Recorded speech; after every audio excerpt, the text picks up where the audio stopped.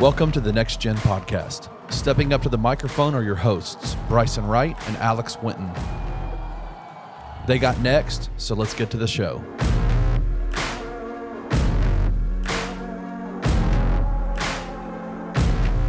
Hello and welcome into the Next Gen Podcast here on the Bluff City Media Podcast Network. As always, I'm your host, Bryson Wright, and I'm joined by my co-host, Alex Winton. And we got a really good show for you guys today because, in my opinion, the NBA season is back. The regular season might not have started yet, but we've got media day, training camp, all of that. So basically, I see this as the beginning of the season. So as soon as media day starts, it kind of feels like the off season is officially over. You're kind of starting to move on to the next season and everything like that. So that's what we're going to start. We're going to start with things from Grizzlies Media Day. I think the biggest news and the first news we have to get to from Grizzlies Media Day comes from the fact that Ja Morant is going to be allowed to practice with the team during his suspension and also travel with the team. The only thing he's not going to be allowed to do is actually be at the games. But basically anything that's not like a public event, he's going to be with the team. He's going to be able to practice. He's been participating in training camp so far, and everybody has said he's been doing really good. And I'm glad that the NBA decided to do that. I know that sometimes with suspensions, they don't allow players to really be inside of the facility and stuff like that. But I feel like with Ja's situation, it's a little bit different. I think it is good for him to still be in the arena and be around his teammates, even if he can't be in the arena on game days, still being there leading up. And another thing that I thought is really interesting is Coach Jenkins said that during training camp, he's not going to be running with the first team, obviously, because the first team, he's going to be kind of trying out different lineups for when Ja is out. So he's actually going to be running with like the second and third group, which I actually think is like really cool. And that was something that Taylor Jenkins said in his interview that I really liked. I think it's going to be interesting to see how that kind of ends up working. Because I just hope we get to see videos of Ja versus Marcus Smart every day of training camp. Like it would be pretty cool to see that because I know those practices are going to get intense. But yeah, that was like the first thing. There's a lot of good stuff for media day. But just excited that we have some more, concrete Grizzlies news to talk about again. Yeah, man, this is a great week. October 2nd was great. We're back in business. I'm not gonna say we weren't. Obviously, we was here, but it just feels like the season really has started. When media day feels like the first day of school, low key. That's how it feels to me some days. I'll be like, man, this is great. I think even Kevin Durant said it just feels like first day of school. Like it just feels great. So it's good to finally have the season kind of start. Even though we ain't starting no games, got a game Sunday, but still, this is great. But yeah, I remember them talking about that prior, like months ago when they were talking about the Ja stuff, how I think somebody said, or Woj might have said it, basically he might be able to basically practice and be at the facility and stuff, but they didn't know at the time because that was, they weren't as close as they are now. That was back in the summer, like June, July. So they obviously didn't have any idea what they were going to do yet. But now that we have the information, I think the only thing he can't do, like he has to be away from the arena like 2 hours before the game, stuff like that. And like you said, public events.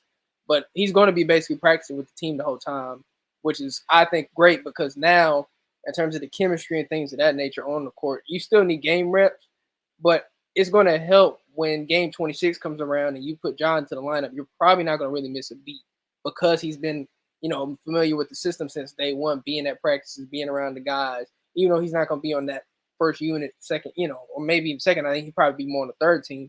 Still, he'll have those reps. He'll understand what's going on. So it's not going to be like, there's going to be a real adjustment period. There might be to some extent, but like I really don't expect it. I do think it's great, not only for him, but for us, because I just think about the practices where you kind of have Ja Morant, basically like he's like a scout player, like a practice player, like an NFL, basically how they had those like practice squad players. That's basically what he is. And so it's kind of just funny because it's just like just thinking about that. Like usually those guys are more like rotation guys. We're talking about like a whole all NBA talent being on the scout team. So that's kind of funny. But I think it's great. I think it's good because I don't think we're going to really miss a beat. Like your chemistry is going to be there. And obviously, I think Jenkins even said that they got a plan for Ja outside of what the team is because, obviously he's not going to be playing the games. So, but it's all to plan for him being back by game 26 and not missing a beat. So, that was probably one of the best things about it, So yeah, I'm really feeling more confident about how the season is going to start and where we're going to be probably by like the end of December. Obviously, certain things can happen now, but just going into it, I feel really good. Yeah, and I think when you think about his last suspension, I think it will kind of be a little bit different because when he got suspended during the season, it was 8 games. And then I think he missed 2 or 3 more games after that during his like ramp up process. And I think that's going to be the biggest thing is that there's not going to be really a ramp up, once you get there. So it's really going to be like once you get past game 25, Ja is going to be ready to play. He's going to be in shape and everything like that. And I think that's going to be the most important thing to where he can really hit the ground running in game 26, regardless of if the team is doing well or not so well at the time, kind of can just come right in and give that extra boost. I think that's going to be big, rather than him having to kind of come back and then start getting acclimated with the team after the 25th game. It's like you can still start getting acclimated with the team now. Maybe it's not in games, but you're still practicing with the guys. You're traveling with the team. You're getting to learn your teammates and especially your new teammates, which is what I did want to get to next is some of the new guys on the team, because I think that's really another thing that I like about Media Day. And still talking about Ja a little bit is Derrick Rose. I really like Derrick Rose's Media Day interview, and if you haven't watched it, I would really suggest you do because he just said everything that you would want to hear from when you add a veteran guy and everything you want to hear from somebody like that in a press conference is kind of what you got from Derrick Rose. It kind of felt like he was really reflective on his career as a whole, and he really just sounded like, he just wants to win at this point in his career. And I think another thing that I think a lot of people have been a little bit, I don't want to say no, I'll say it. I'll say they're underrating how much the Derrick Rose signing is about basketball more than just him being there. And he even said it, he's not here to be Ja Morant's babysitter. He's here to help them win games. He said he's here to push Ja to be better, which I think is really good. And I mean, if you look at the way he played in his minutes last season, which is another thing he talked about, is that, he didn't play a lot of minutes. But when he did play, it wasn't like he was horrible. He still was getting up and down the floor really well. He was still scoring. And I remember there was a lot of Knicks fans that were actually clamoring for him to play more. That just really wasn't his role last season on that team. But I think especially the first 25 games, it's going to be really big for him. Not only what he's going to bring off the court, kind of like as a mentor, as a leader, like that's definitely important. But I do think some people are going to be underrating like what he can still bring to the team on the court, especially in those first 25 games, because he's going to be the backup point guard for the first 25 games. And I think he's going to get a lot of run. So I just feel like that's something that's been a little bit underrated. And I think that Derrick Rose is also kind of poised to kind of prove at this point in his career that even though he might not be able to, jump 50 inches in the air or whatever it was like he could when he won MVP, but he's still a very capable point guard. And he talked about how he's changed his game. He's kind of like a completely different player. And I think the Grizzlies are going to give him a chance to show off a lot of that, especially early in the season. And if he plays well early in the season, I wouldn't be surprised if he still has some kind of role later in the year too. Yeah, man. I said it. I think I said on Media Day. I said it's still crazy, like for me to see Derrick Rose in a Memphis jersey. I guess because for me, I obviously didn't. I mean, I watched him at Memphis. I knew about him at Memphis, but I watched him more when he was in Chicago. Like when I was younger. I mean, I'm 24 now. Obviously, I'm still young, but like when he was MVP, I remember those like vividly. Like he's one of my favorite players. So it's kind of wild still seeing it. But to your point about his interview, that's probably one of the best Media Day interviews I'll hear from a Grizzly probably ever, just in terms of what he was talking about, how he's talking about, like, like the things of, from the story of how he even got to Memphis and trying to talk to Ja and his dad T through, Tony Allen, and then gauging interest from Kleiman and, his agent and stuff like that. So like, it just sounded like, like this was like, like he said, it's just the timing was right. So I do think, like, again, like obviously they signed him for the off-court stuff, but like you said, I do think some people are underrating Rose a little bit from a on-court perspective. A lot of people think he might be quote-unquote washed, which I would say is fair because obviously he is older. I think he is about 34, 33, something like that around that age, or 35 actually, I think. So I understand, especially with a guy that's been through injuries, you would think like, hey, he might be closer to, he could always get hurt or if you look at his numbers, like you said last year, it wasn't like he was bad, but he wasn't necessarily efficient. But I always say you got to have more context of just the numbers. Like you said, that wasn't his role. He even said that wasn't his role. And a lot of the minutes he played was at garbage minutes. So, of course, you're not going to really have a rhythm and be efficient sometimes. Like, if you're just getting garbage minutes. Like you can't just judge anybody off the garbage minutes sometimes because especially when we seen the guy the year prior be way more productive when he was healthy before he had that ankle surgery, I think. So I do think he'll be able to help, especially in the first 25 games. I do think he'll be the backup point guard, which is good because I think if Luke is still in that second unit, they did play in Detroit together, so I do think that will help to have some chemistry off the bench. But yeah, I do think Rose. I'm not expecting Rose to be 14 points a night. That's not what I'm saying. But I can see a world where he's averaging like 8 to 10 points, a couple of assists here, be efficient. And I mean, from what it sounded like from him, obviously we're getting the training camp stuff, but like they said, he seems like he's looking good, like he's getting to, like he looks like he's fine, like healthy. So, I do think Rose is going to help a little, obviously on the court more than people give him credit for. But I just still think it's a great sign, man. This is great to have him back. I really think fans are going to love it, especially the ones that are like Tiger fans that were watching back in the day and really understood, him being in Memphis. Like it's just, it's gonna be awesome. It's gonna be great. I'm happy he's in Memphis for real. Like it's awesome. It's really gonna be something that I think that we're looking and back in probably by the end of the season or even next season because he's here for 2. They'll be like, okay, that's probably one of the bigger signings because I even think some people have already said it, but I don't think a lot of people said it yet. But I think him and obviously Smart too, but those two will be some of the bigger signings, even if like the stats don't really show it. Like the impact will be bigger than the stat sheet. So yeah. Yeah, for sure. And I like just he kind of talked about how it was really like a full circle moment, obviously playing college in Memphis. And, I'm not a Tigers fan, so it's a little bit different for me, but we all know like kind of there was some stuff that happened with the way he left Memphis and stuff like that. And there was some I think there might have even been some questions. He talked about it from him on how he would be kind of received back by the city because of that. But I think even like in the interviews, that was one of the first things that they said was like, hey, the city of Memphis is really glad to have you back, regardless of like all the other stuff. I mean, it was 15 years ago. He was 18 years old, whatever, the ACT stuff, all of that. It's like that was so long ago that I don't think people can really hold him accountable for that still. But it's something like there are some people that still did. But I feel like now, it's been made very clear that the city of Memphis, just as a whole, is like welcoming him back. And I think that's a really good thing. And then I want to talk about more newcomers because you also mentioned Marcus Smart. And it sounds like Marcus Smart is really ready to kind of be that same vocal leader he was in Boston. Maybe not necessarily to the same extent, just because he hasn't been there. He hasn't been here as long. But from everything that we've heard from, media day and the way he was talking and the way that they've been talking the first couple of days of training camp, it seems like he's been that same, vocal leader, guy who's going to get on to you and stuff like that, which is something I think is also going to be really good. And also, it seems like Taylor Jenkins has also done more of that too. They talked about, we're going to get to training camp later, but that was kind of something that I've noticed too, is it seems like, Marcus Smart along with Taylor Jenkins are together going to be pushing the Grizzlies to kind of take their game to the next level.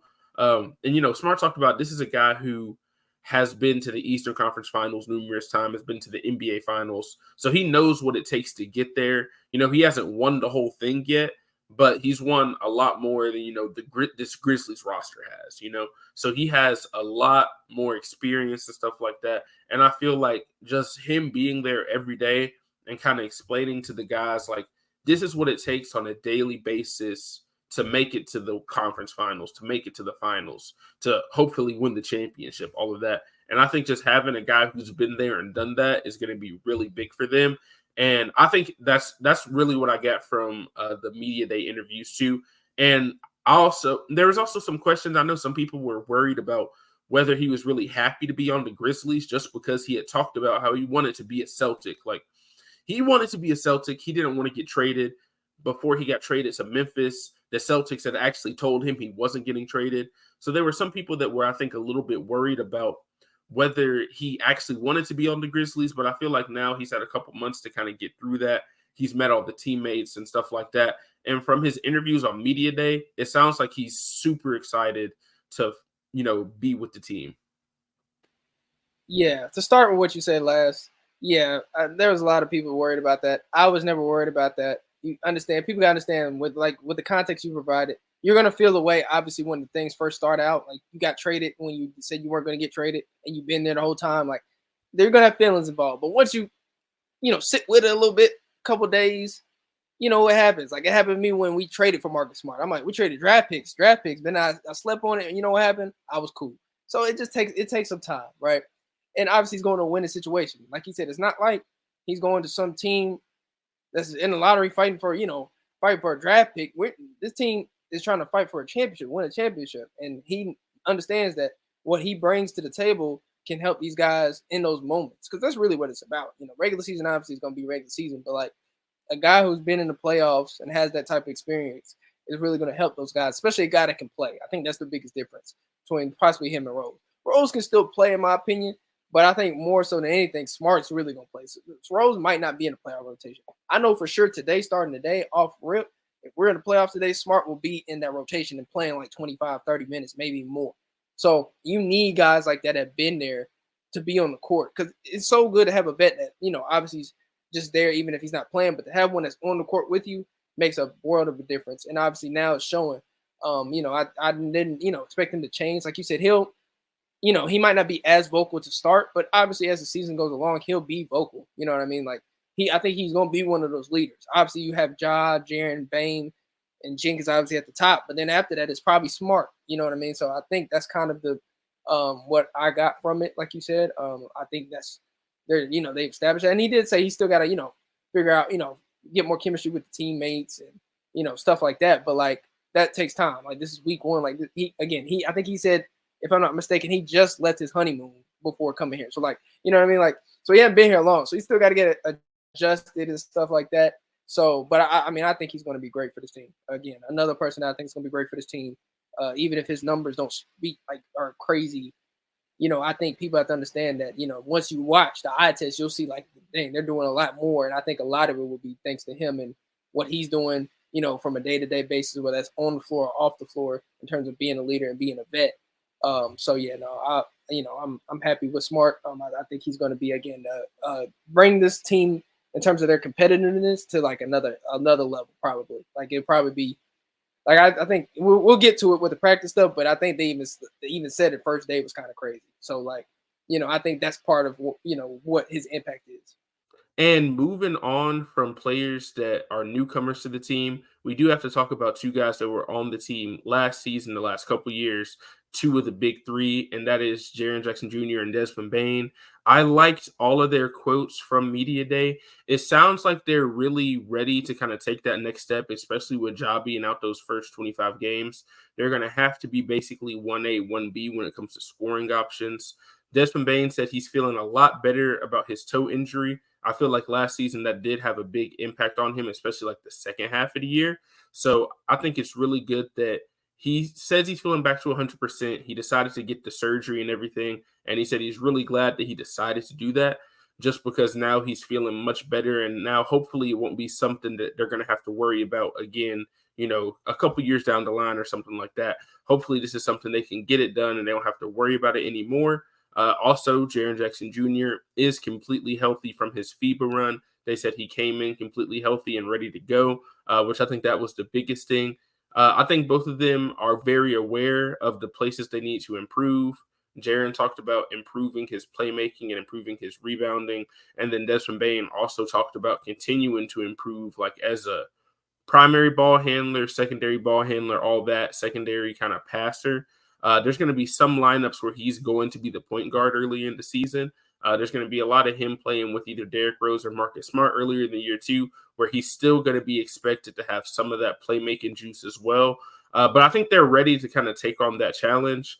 And I think Ja was posting on social media about it too. I think he is ready for them to take on that challenge. And I think that he has a lot of confidence in them. Zach Kleiman has confidence. Taylor Jenkins has confidence in those guys. So I feel like the entire organization has really put a lot of trust into those guys to kind of be the leaders and to kind of take that next step, being all-star caliber players every year now.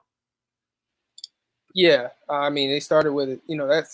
They set that type of tone from the exit interviews. They said, what transpires with them is going to be what Ja, Jaren, and Bane do. So, the responsibility on them is, not a surprise to me. I mean, that's the expectation for me and them, from the front office and coaching staff and all that, but also me. Like, I expect them to be all-star players each year, or not, make the all-star team, but be all-star level players.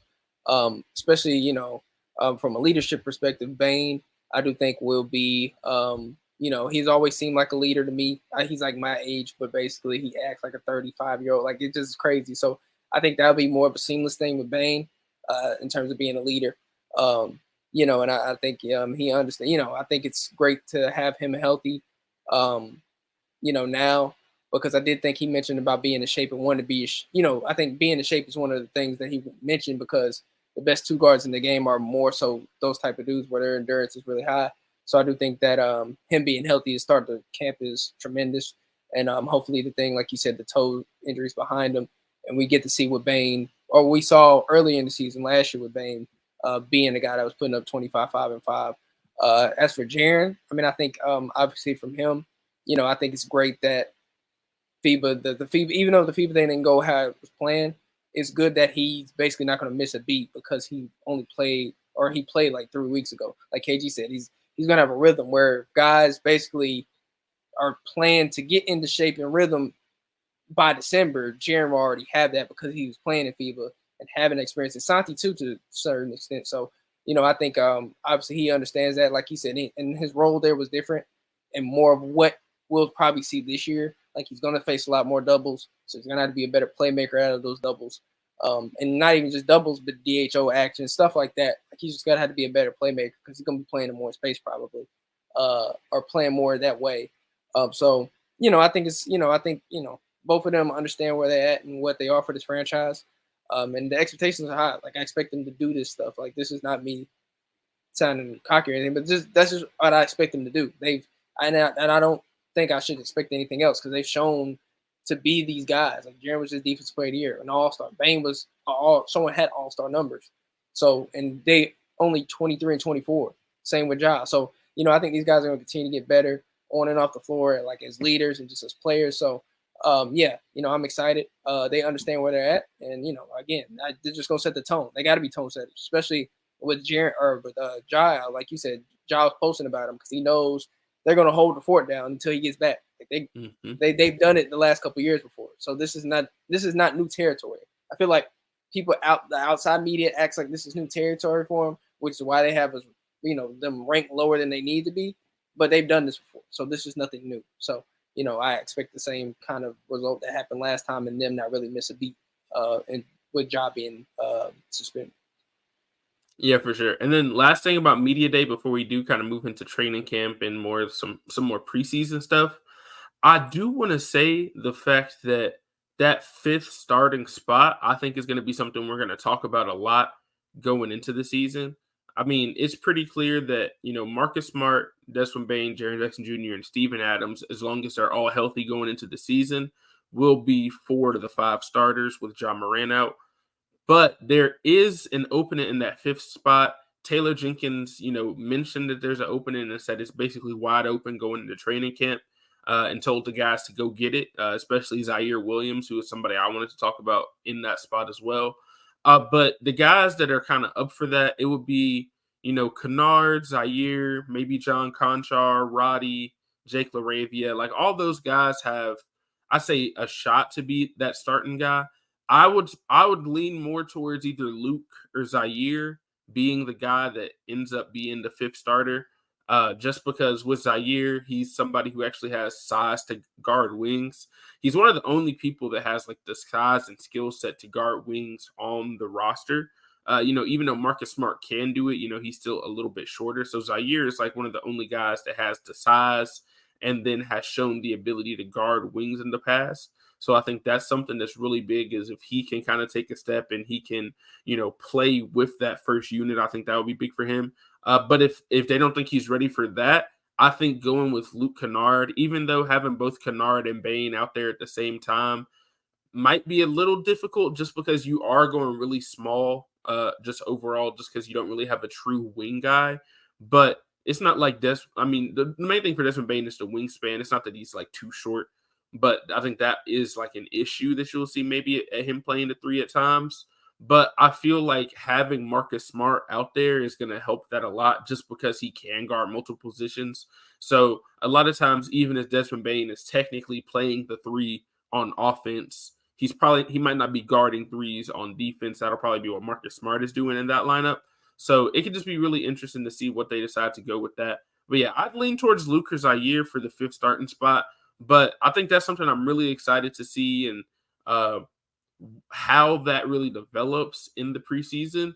But yeah, I'd go with like Luka Zaire. And one of the reasons I really like Zaire too is just because it felt like on media day, it seems like he really believes in the work he put in this offseason. It feels like he's confident in himself, more confident in himself than he probably was last year, or it seemed like he was last year. And I feel like he's really poised to take that next step. Now, he still has to show it on the court, obviously. But as of now, I feel like just from everything I've heard, he's saying all the right things. Now the next step is just to do it on the court too. But everything I've heard from him and from the players that have been playing with him over the summer, they've all said he's been playing really well. So I'm excited to see how he plays. Even if he isn't the guy that ends up in that 5th starting spot, he's going to play a lot of minutes. So I'm excited to see, what kind of player he really develops into this season too. Yeah, I'm going to go a little bit different. Obviously, I think Zaire is one of them, but I said on Twitter, I've been pushing the Zaire and Jake agenda whole summer.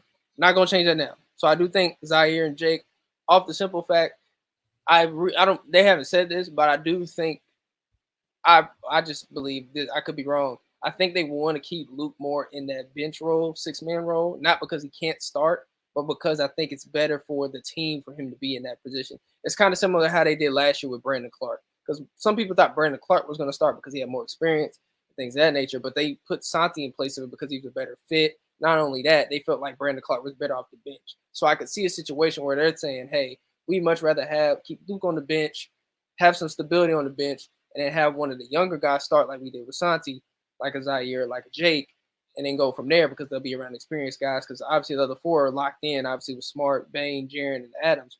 So they want to, have somebody that can just be simply a placeholder potentially, or maybe be a full starter if they play that well.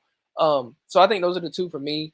Like you said with Zaire, I think if the shooting, again, that's all it comes down to, is Zaire going to make shots? I'm not saying he's got to be 42% from 3, but if he's 35, 36% league average at least, and he's playing the defense that I know he can play, guard 1 through 3, basically switch, be a good, decent screen navigator, things of that nature. Like he said, he wants to make all defensive team. If he's doing that, I think that should be a no-brainer because the tools, the shot making and the defense at 6'9" just gives you a higher ceiling than it just always was going to, especially when you're that size and doing that much.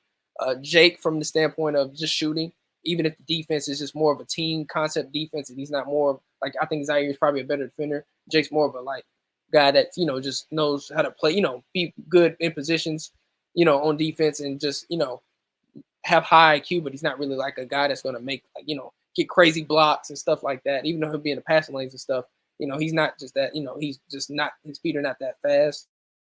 But I do think his shooting could possibly be better than Zaire's, which will give him an upside to start because the more space that they have in that starting lineup, the better their offense is probably going to flow to some extent. So I could see one of those guys starting, or maybe even a Roddy. But I just think those guys have a higher – I think Roddy still can be obviously a solid player, but I think those 2 guys in particular fit more what the team needs from that position more than anything. They need guys that can make shots and they need guys that can defend and with size. And even though Roddy has size in terms of he's stocky, he is 6'4", or 6'5", whereas these guys are like 6'8", 6'9". It's just that big of a difference. I know sometimes, you can't always look at height, but at that wing spot, you need guys that have versatility and stuff like that and have size. So those are really the 2 guys I'm interested to see, especially in preseason, because they're going to be fighting this out. Like Jinx said, this is open competition. He said, he even said it, I think, in the interviews or just any interview, basically just, he's going to keep it as a competition. Like, he's going to try different stuff in the preseason and have it to where, guys are going to be switching lineups each time. And so it's going to be fun to watch. But I think those are my 2 names. Like, gonna keep saying it. Like, just it makes a lot of sense in my brain if one of those two is starting, and if both of them play well, oh man, that changes a lot for the team. So I'm hoping that they can show that in the preseason because again, I've been pushing for it for the last 3-4 months. So I'm too confident now at this point. I'm just sinking with the ship. Yeah, no, I got you. And yeah, like I think Jake has a good chance. And I did want to talk about Roddy too, because I feel like if you just look at the way they played last season, Roddy did do more on the court than both Zaire and Jake did. You know, Zaire and Jake deal with a lot of injuries and stuff like that. But I do feel like Roddy, even though, like you said, I feel like the only thing that is against him is he is a little bit undersized. But like I said, with, Kennard, having Marcus Smart out there will help you with that. And Roddy is a good defender. I don't think he was a defensive liability last year either, playing the wing. So I don't think that there's really going to be that many issues. But like I said, it's going to be between those guys kind of just in general. I still think that it's probably going to be Zaire if he's healthy and he's playing the way that he played, or, better than he played his rookie season and not really the way he played last season. I think if they get that version of Zaire that's, just a little bit better than what he was his rookie year, I mean, I think having him out there will be a big help for the team just in general. But I'm glad that Taylor Jenkins is going into the training camp with just like a wide open roster spot and kind of telling the guys, go get it. Like, whoever plays the best, like in preseason games and practice, all of that, just whoever's the best is going to get it. And I think that's the way it should be. So I'm excited for this battle, and I think that's really going to be the battle we're going to be watching when we get into preseason and stuff like that. But moving on, we do want to talk a little bit about like the first couple days of training camp, and then a little bit about the preseason and what we're expecting from that. So everything that I've heard from training camp and seen on social media about training camp, and especially from what Taylor Jenkins has said, it seems like they are taking everything to like a different level than they have in the past. Taylor Jenkins talked about, obviously, what they've done the past seasons wasn't good enough to get to their ultimate goal, which is a championship. Desmond Bane said their first training camp practice was the toughest first day that he's had since he's been on the Grizzlies. So all of that is just good signs. I think adding Marcus Smart, like I said earlier, is going to help them in training camp. They've already been talking about that in training camp. He's already bringing that different level of intensity, and it's contagious. You know what I mean? And Desmond Bane also talked about him bringing that, diving for loose balls in the drill with him and Marcus Smart and stuff on the first day to kind of prove, hey, this is the dude that just signed the $207 million contract. But on October 3rd, he's diving for loose balls in the training camp practice. And I feel like seeing like that leading by example, it's always important to lead with your voice, but leading by example sometimes is almost even more important. Because if you tell other people to do stuff and you're not doing it yourself, you're just a hypocrite. So I feel like leading by example can be just as important as what you do, as a vocal leader. And I think that Desmond Bane, Marcus Smart, all those guys are going to do a good job of that.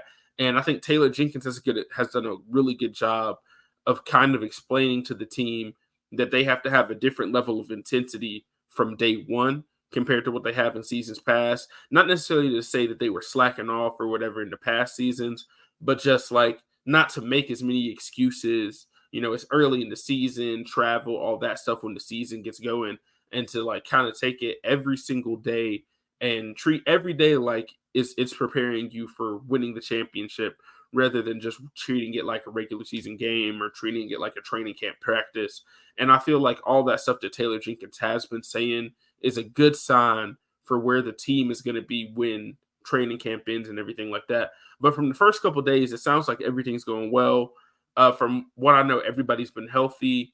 There's been some questions with Steven Adams about his health, but they said he's been doing full contact work and everything like that. And it seems like his knee is doing well too. So that's the biggest thing at this time of the year is just health. But I do think that, Taylor Jenkins is doing a super good job of getting their mindset right before the season starts too. Yeah, based on the interviews, I could tell it was already different because I think Bane said it. Like, that was probably the most intense. The first day of camp, he said that was the most intense practice that he's had since he's been here. And I think it shows that all. It's a combination of things. Obviously, adding Marcus Smart, like I said, adds more to the competitive edge. But also, I think just they're in a different spot. Like you said, like Taylor Jenkins understands that. So I even think he even said they're doing a lot more teaching, obviously, for the offensive end and things of that nature. They're implementing new stuff.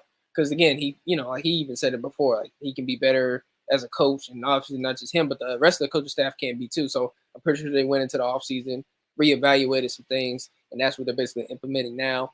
And obviously, just having a different tone and things of that nature, because they know, like, they've had years now to understand where they're at, and they need to take a step up. Like he even said it. I think he's like, the standard has to be understood. Like last year, just even beforehand, we've done some good stuff, but we haven't been good enough. Even though we've been good, we still have another level to reach. So we haven't done the ultimate goal, which is win a championship. So, I think that's basically what we're hearing now. Obviously, we haven't seen it. We've only seen little clips here and there, pictures and stuff. But I mean, it just sounds like, they're locked in. Obviously, it's going to be an adjustment period, because I think they even said day one they were, they had some lulls. But again, it's going to take some time. You got new players. You got one player that's going to not play for the first 25 games. So it's a lot of moving pieces that you still have to figure out. And it's going to take some time. But, that's what the preseason's for. That's what training camp's for. So, yeah, I think it's going to be a good thing for them to really just embrace and understand. Because, again, I think it'll make them better for when, you're 35, 40 games into the season, you'll be able to deal with more adversity and things, the ups and downs of the season because of what you dealt with training camp and in the preseason. So, I like what I'm hearing from everybody mostly, especially Jenkins talking about the offensive end and shoring up the half-court offense and just running stuff more so through the best players, but not just that, but just, giving guys more opportunities to play in space. So I'm hearing a lot of good stuff. I feel like Jenkins been looking at my tweets because I've been asking for this since last year. But, I'm not gonna take the credit, but I feel like he's been looking at my tweets just a little bit, just because I've been asking. Just a couple, yeah, just a few, just a not couple, all not of them. A lot. Yeah, not all. He's in there on the burner account. He's in there on the burner account. Yeah, the burner account. But yeah, I feel like he's been reading, which is great. You know what I mean? So I don't have to criticize him on this podcast. I like Taylor Jenkins. I don't want to have to come on here and be like, man, Taylor Jenkins ain't running the offense right. I don't want to have to be like that. It's not just his fault. Let me say that. But I don't want to, I want to give him more credit, because everybody thinks I hate Jenkins. I don't. I just hold him to a high standard, because, it's just doing simple stuff. And I feel like this is simple. Not simple, but like self-explanatory stuff. And I feel like he's starting to do it. So, I'm interested to see how it plays out during the preseason, because, again, we haven't seen it. So, but I am excited, though. Yeah, for sure. And then another thing, I know we were talking about the starting five. Coach Jenkins did also say they're going to try a lot of different starting fives in training camp. And he also talked about one thing that I know that everybody's going to be glad to hear is him talking about being better when it comes to rotations and stuff, and reacting with his rotations a little bit more this season. He definitely said that that's something he could be better at. And I think that in training camp, that's kind of when you figure out, who can do what in certain situations and stuff like that. So maybe a guy like Kenneth Lofton Jr., the offense is running, throw him out there, stuff like that. Or maybe even, guys who aren't going to be in the every night rotation might have, they might get called up a little bit earlier. It might be a night where maybe Lofton's not in the rotation every night, but he's going to come in tonight. Maybe Roddy or LaRavia, who I expect him to be in the rotation most nights, but they're not in the rotation for every game. But they're going to be, I think he's going to be more game to game with that kind of stuff. And I think that's training camp is when you figure that out. But yeah, I'm excited for, Taylor Jenkins kind of taking that next step as a coach. I feel like from everything he's been saying in training camp, he's on his way to do that. And then just from everything we've seen from the players, obviously we haven't seen like a lot of video from training camp, and neither one of us have actually been able to be in the building watching. But Ja Morant is out there. He looks healthy. A lot of people have been saying that he looks stronger, and that you can really tell he's been attacking that weight program. Taylor Jenkins said that too. I know we talked about he's going to be on a little bit of a different program just because he doesn't have games coming up and he's not going to be playing games. So yes, he's going to have probably a lot more of like body work and stuff like that. But they said he's really been attacking that. And then on the court as the second team point guard, I know I said it like at the beginning of the show, but that is just going to be so cool to kind of see how that develops, because it's not often where you're playing, like it's kind of, if it's a scout team game and you're playing one of the best guards in the NBA, where you have, Ja Morant is the dude you're going against the week leading up, and he's running the other team's plays with as high as his basketball IQ is and as great of a player as he is. So I think that all of that is going to be really cool, and it's something that's going to be underrated going into the season. But that's another reason why I'm just glad they're letting Ja do this, because it's also going to give him a lot more chemistry with those second and third unit guys. Not to say he's going to play a ton with them, but there were times last season where, Ja might stay in for the first 8 minutes of the quarter and some of the bench guys come in and still play with him. Or it might be Ja with a unit of guys that are younger guys. It might be Ja out there with Zaire and Jake or maybe Roddy or somebody like that. And I feel like this is going to give him, not to say that he didn't play with them a lot last year, because I think he has played with all those guys a good amount. Probably Jake the least out of any of those guys I just mentioned, just because he didn't play as many games. But I feel like this will give him an opportunity to kind of learn like where they like the ball and stuff like that to like an even greater extent than he had before. Because even in training camp, like in preseason and in practice, he's obviously running with the ones. Maybe there are certain times where he's been able to play with them, but I feel like most of the time when he's played with those guys has been on the court, not really in practice. So I feel like this could be a good way for him to kind of, learn how to continue to get them involved if he is on the floor with them and stuff like that. So I think that's all going to be really good. But I'm just excited to let him participate, because I really wasn't sure about it. There was a lot of kind of back and forth about it on what they were going to allow him to do. But now that we know he's going to be allowed to practice, I think it's just going to take the team to a different level. And I think that's what you've heard from training camp. Desmond Bane talked about it. He said that he's happy Ja Morant is at practice and everything. And the most important thing is that he's happy that he's bringing like positive energy and stuff like that.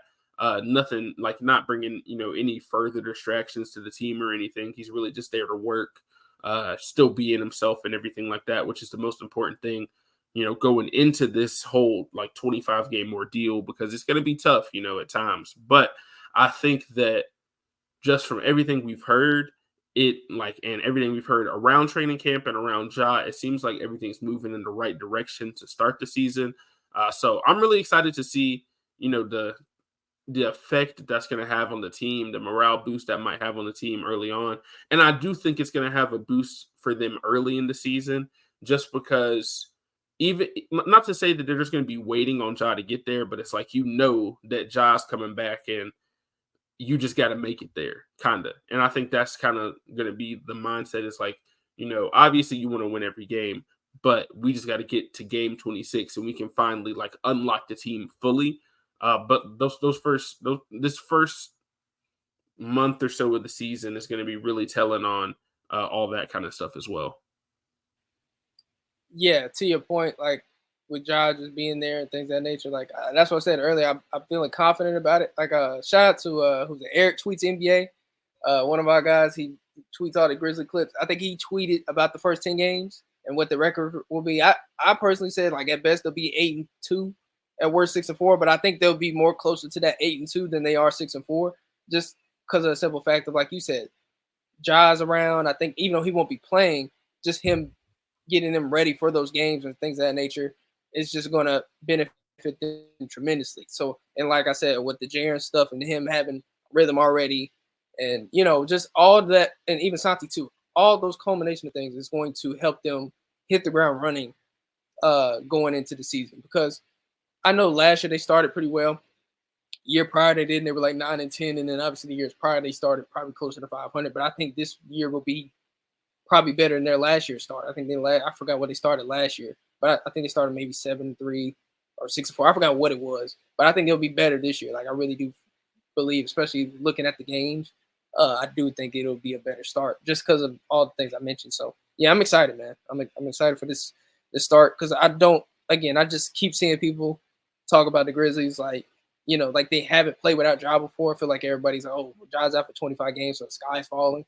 I'm just like, bro, y'all literally haven't been watching this the last 2-3 seasons. Like this should have been already established, but I think it's because of what has happened. People are forgetting about it, so they're just going to remind them once again. So I'm just ready to see how it unfolds. I mean, I really feel confident in this team and how they're going to start the season.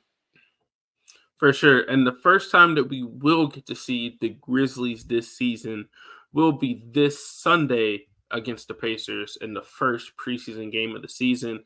So we talked about the starting five and stuff like that. That's going to be the number one thing I'm going to be looking for going into this game is what starting five is Taylor Jenkins going to run out there? Who's going to be the fifth starter? There could be other things. I don't know exactly who all is going to play, but in the past, most of the guys that are healthy play at least some preseason games. They might start the game, might not play the second half, but they're going like Jaren, Marcus Smart, Desmond Bane, Steven Adams. I think all of those guys will play minutes. They're probably not going to play the same minutes they would in a regular season game or something like that, but I think we're going to see all of them. And obviously, we're going to get to see the entire team down to every bench player and everybody's going to play. So that's going to be a good time to evaluate everybody. But going into the preseason, their first game is against the Pacers. For me, the matchups themselves, like who they're playing, doesn't matter as much because it's more evaluating what the guys on your team look like. I mean, you can think about it like if they're playing a better team. Like I know they're going to be playing I'm pretty sure they're playing the Bucks at some time in the preseason. So it's like a game like that. Obviously, you might put a little bit more attention to it. But, for all these preseason games, I'm really just looking at the players on the Grizzlies team, not necessarily worried about the results as much. So if they come out and lose some preseason games, don't think the sky is falling. They're going to be playing a lot of different guys, a lot of different combinations. And if there's any time where you would want to figure that out, it's in the preseason when the games don't actually mean anything. But my number one player that I'm watching, if you've been listening to this, I'm sure that you'll know who I'm going to say. It's Zaire Williams. And this entire preseason, I'm going to be watching Zaire more than anybody else. Just because I feel like he's the kind of dude, not to say that he's going to change the entire way the team plays, but a guy like him making a jump just puts the team in a much better position than they would be in just because they don't have the wing depth. So it's like if you just know that Zaire is a guy that can at least come in, I'm not expecting him to average 15 points a game, but if he's a guy that can come in, play defense, and hit open threes, that's 6'8", 6'9", or honestly probably taller than that now because he hit the growth spurt, 6'9", 6'10", like almost as tall as Jaren at this point. So it's like if you have a guy that can do that, he can guard guards, he can guard wings, stuff like that. I just think the stuff that he can add to the team is so important. So I'm going to be watching him closer probably than anybody else in the preseason. I'm also going to be watching Marcus Smart very closely, obviously, see how he's kind of getting chemistry with his new teammates, learning the new system. So I think those are probably the two guys I'll be watching the most closely in preseason. But just overall, just trying to see kind of what changes are going to be made to the offense just in general. I know Taylor Jenkins said it's not going to be big changes, but they're going to tweak some stuff. Talking about getting Jaren out in space more and stuff like that. So I think there's a lot of new stuff that we're going to see in the offense that we haven't seen before, and I'm really excited to see how much of that they do in the preseason. They might save that for the regular season because they don't want to put it on film, so we'll see exactly how they kind of mess with that. But that's what I'll be looking for, Marcus Smart, Zaire Williams, new offensive wrinkles, and I just can't wait to see Marcus Smart and Jaren Jackson Jr. on the court at the same time. Because, having the luxury of two guys that have won Defensive Player of the Year on your team, the Grizzlies are probably going to have the best defense in the NBA. Like, I'm willing to go out and say it now that the Grizzlies might have the number one defensive rating by the end of the season. I think they were top 3 last season. They were number 1 until Steven Adams ended up getting hurt later in the season. They fell off a little bit after that. But I feel like, the addition of Marcus Smart, obviously you lose Dylan, but I think the addition of Marcus Smart, along with Jaren coming back healthier and better, Santi coming back healthier and better, and like all of that is going to help the defense as well, just for both the starting units, the bench units, all that's going to be better. So I'm expecting them to have the best defense in the NBA. So I'm going to be watching that very closely in the preseason as well. But yeah, a lot of good stuff to get to over the next couple of weeks. I'm just excited to get this season started and see all the guys on the court again. Yeah, I want to go back to what you said about preseason and the results. people, listen, if y'all listening and y'all watching, please do not overreact to the preseason. I promise you, I will not. Do not be in our mentions about we lost the game by 20 points. Watch the game, see what happened. This is preseason. I've seen teams that have been like 1-3 in the preseason and go on to be in the final. This is preseason. This is what the preseason's for. So try stuff out, this and that. Watch the process more than the results. Don't worry about the score. Obviously, we want to win every game. Not saying don't going there trying to lose. Well, watch the game for what it is. Watch certain players like we're talking about. Don't overreact, please. Because I know it. I already see it now in my head on Sunday. I can see it now. 7 o'clock. Game come on by 9 o'clock. I'm gonna see a bunch of overreactions. I'm just gonna be like, why? There's no reason to overreact too much. Either way, say somebody, you say somebody did good and bad. Okay, cool. But I'm talking like over the top overreaction. You know what I'm talking about, Bryson. Like the stuff that doesn't need to be in its head. So that's what I want to say first. But in terms of who I'm watching, it's going to be 3 people. I mean, one, obviously, you said Zaire. That's probably number 1. Then it's Jake, and then it's Santi. Those are the 3. It's really the young guys because I already know what I'm probably going to get from Smart, Jaren, Bane, Adams. Like, I already know Luke. I already know who I'm going to get from those guys. It's really the young guys because if they can take a leap, like you said, not just Zaire, but just those 3 in general, that changes how you look at this team in certain ways. Because they've always had a young guy make some type of significant leap the last couple of years. Last year was Santi. I think the year before, I forgot who it was. I mean, it was Bane, basically. But not just Bane, but just Jaren, too. But, like, you had every year, it's always one. Some young guys always going to usually take a leap. I'm not saying they're going to be like some star, but they take a leap from looking like maybe a fringe rotation player to looking like a solidified role player like Santi did. So I'm expecting Santi to not only look like a solidified role player, but potentially look like a guy that you could throw out there to finish games with Jaren if you want to get a different look. Not saying he's going to take Adam's spot, obviously, because Adam's going to start. But I'm saying you have different options. It can give you that option to go with that 2 big lineup. Or like with Jake and Zaire to go with the starting 5 or with the, different lineups in that wing, with them out there. So, those are the 3 I'm really looking at, and not just for this game, but just the whole preseason in general. Because, I mean, we already know Santi's going to be in rotation, but Zaire and Jake are kind of fighting, for rotation minutes. So, but those 3 in particular, though, those are the 3 because I feel like they got the most areas that they can improve in. And if they improve in them, that changes just the trajectory of this team in certain ways, even if it doesn't seem like a lot. Even simply just Zaire hitting threes and stuff like that changes a lot for this team, especially from what we got from that wing spot. Or just Santi being able to be more of a guy that can not anchor a defense like Jaren, but in a sense be better defensively and be better on the glass. Like little stuff like that can just change what you can do and give you more versatility with your lineups and what you can do. But just also how you play those guys. So those are the 3 names I'm going to be looking at for sure this whole preseason. Yeah, for sure. And we'll get more into the preseason on next week's episode. We're going to be recording after the first 2 preseason games. So the next time we come back with a new episode, we will see them play the Pacers and the Bucks for those first 2 preseason games. And we'll have a full breakdown on everything that happened in that game, the players we mentioned and everybody else and how they played and everything like that. But just before we end, I want to say thank you to everybody that listened to this episode of the Next Gen Podcast. Here on the Bluff City Media Podcast Network, as always, I'm your host, Bryson Wright, and I was joined by Alex Winton. And we will see you guys next week where we will finally have Grizzlies basketball to talk about for the first time in like 5 months. So I'm really excited.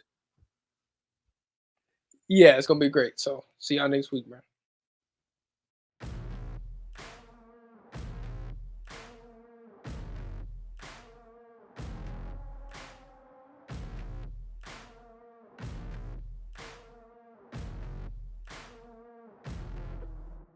Thank you for listening to this episode of the Next Gen Podcast. If you enjoyed this episode, leave a like and a comment wherever you download your podcasts. Head over to www.bluffcitymedia.co, where you will find comprehensive coverage of all things Memphis sports and how you can become an insider. We'll see you back here next time.